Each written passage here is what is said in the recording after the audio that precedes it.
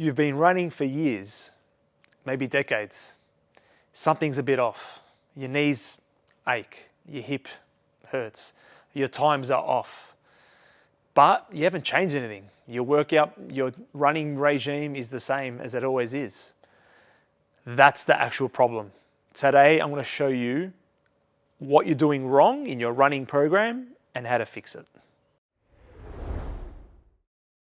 The 3 mistakes I see with runners, I see with my clients. So number 1 is running too hard too often. A lot of clients, when they first come in and they see me and they want to improve their running times, strength training, whatever it is, they're doing it far too often. Every day they go for a run. Now, when you're 20, you can go for a run every single day and not think twice. When you're 40, 50, 60, and even 70, you need to think about how often you go. So frequency needs to change. Now, the mistake is, like I said, running too hard too often. After the age of 40, testosterone and human growth hormone naturally drops. It doesn't produce as much as we get older. So therefore, that's going to cause a lot of damage to our bodies with your knees, your joints, and you're going to fatigue a hell of a lot quicker. So therefore, when you go to sleep at night, you're not going to recover as well as the night before. That's the biggest mistake I see. So running too hard too often. Lessen the load, go a little bit less, sleep better, and run better. Mistake number 2, skipping strength work or doing the wrong kind of strength work. Now, I've said this in a hell lot of previous videos. My channel is all about over 40s. Once we each reach the age over 40, 50, and 60, we tend to lose 1 to 2% of muscle mass each year. It's called scanopenia. Google it. If you don't know it, Google it. Scanopenia. It's muscle loss as you get older. Now, if you're not doing any strength work and you're just doing running when you're 40, 50, and 60, you're going to be doing damage to your body. You don't have enough muscle. You don't have enough literally overall training volume and mass in your body to be able to maintain the running that you're doing in your running capacity. So you're not going to be able to run faster, run longer, run better, and overall recover better if you're not doing the strength work. And then also the other one is doing the wrong kind of work. So if you're just doing legs, or if you're just doing upper body, or if you're doing cardio in the gym and then you're doing cardio outside, you're doing the wrong kind of thing. So if you're not following a program, or if you're not doing the proper training, the proper workouts that's going to help you run, that's going to hinder your running capabilities as such. Mistake number 3, ignoring the aerobic pace or aerobic capabilities, aerobic base, or chasing pace. Now, the biggest thing I see with mistake over 40s make is the ego. They want to run faster. They want to run harder. They want to keep pushing the envelope, pushing the battle, pushing their body, keep pushing. Eventually, the harder you push, you're going to burn out. So it's not about chasing, going hard. Sometimes it's about slowing down. With my clients that I do when they're over 40s, 50s, 60s, I like to work at a zone 2 pace. If you don't know what zone 2 is, I'll talk a little bit about it in another video, but zone 2 is just basically working at a lower heart rate capacity and not going further than zone 2 VO2 max as such. So zone 2 work rather than going zone 3, zone 4, zone 5. So that just helps to run at a steady pace as you're getting older to help your body recover faster. Shift number 1, you're going to flip your intensity distribution. So instead of going too hard all the time, you're going to drop it all the way down. So what I mean by that is I want you to run 80% of your weekly running at ease, at zone 2 pace. So it's the zone 2 of your heart rate. So if you're, let's say max heart rate is 180, I want you to work at 110, 120 beats. And we've all got watches, we've got Apple watches, we've got phones.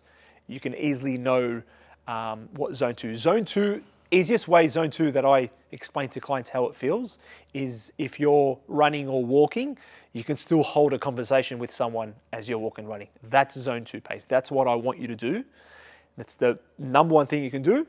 And then the 20% of your weekly run is going hard. So basically just changing up the volume. This is what over 40 running looks like. Not going hard, but going 80-20, mimicking. It's the same formula as I say in the gym. You don't go hard every single workout. You go hard, you go at a 7 to 10 pace. Pretty much the same thing with the running. You want to go hard for 20% of your weekly run, and then maybe zone 2 for 80% of that run.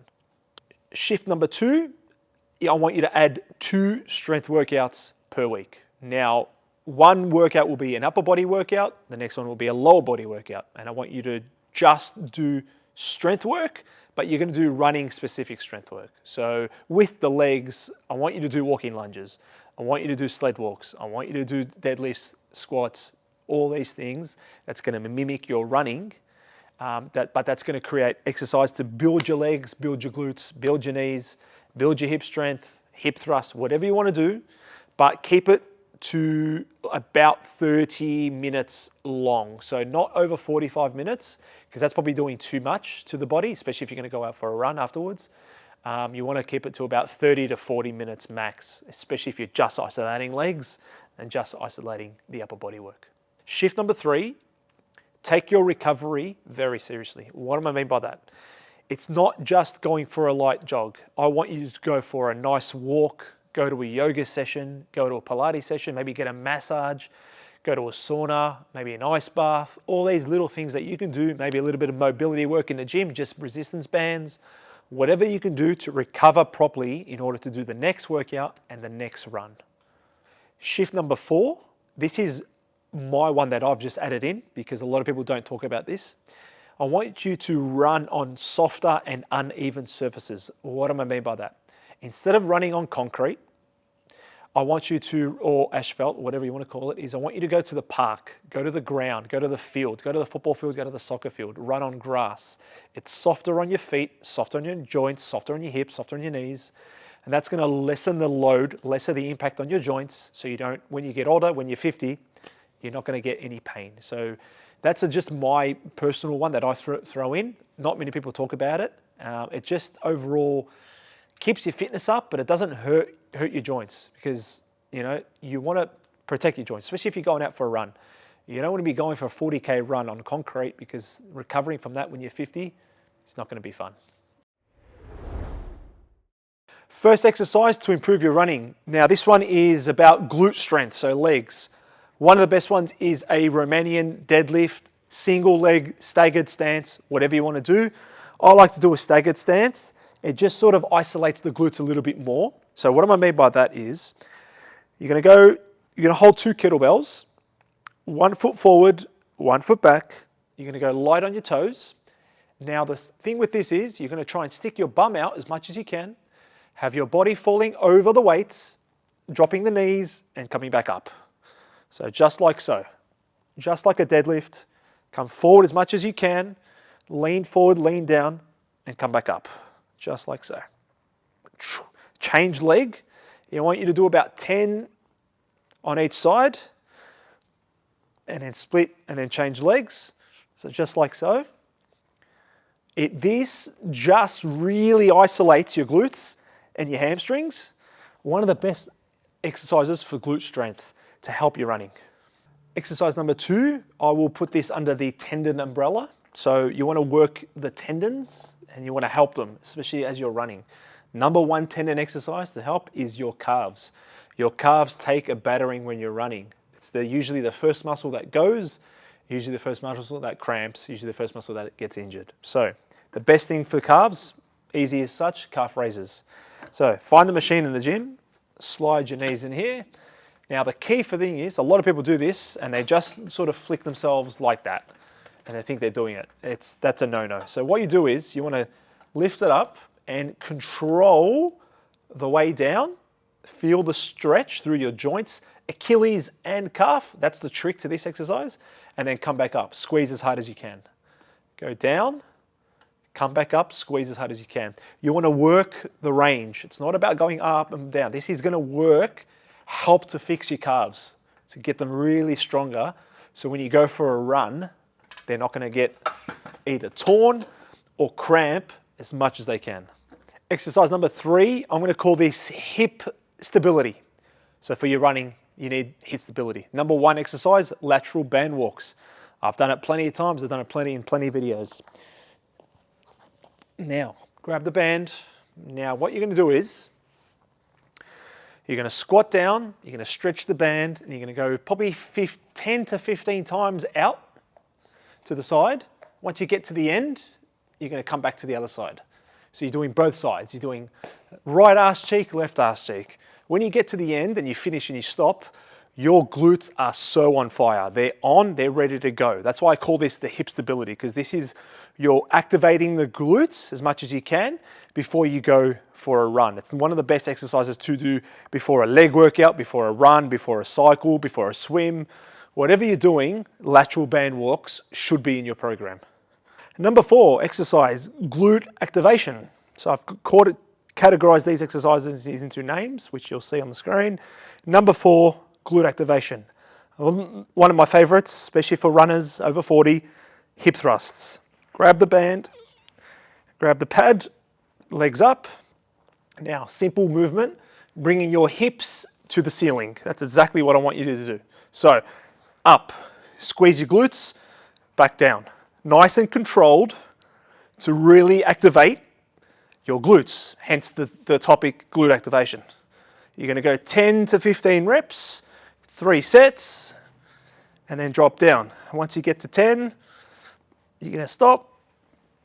Perfect for glute activation. It's one of the best exercises.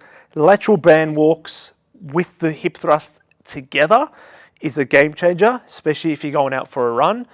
You're going to need to strengthen those muscles, activate those muscles as much as you can to not hurt your body or to not get into aches and pains, to not wake up sore the next day. Number 5, I'm going to put this under the category plyometrics, pogos. Simple exercise. What is it? Standing feet together, jumping up and down on your toes. So you're just doing this. This is a great warm-up.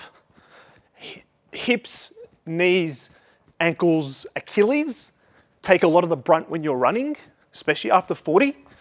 You're going to need to do a lot of pogos before your run, and you want to be on your tippy toes to activate those muscles like this.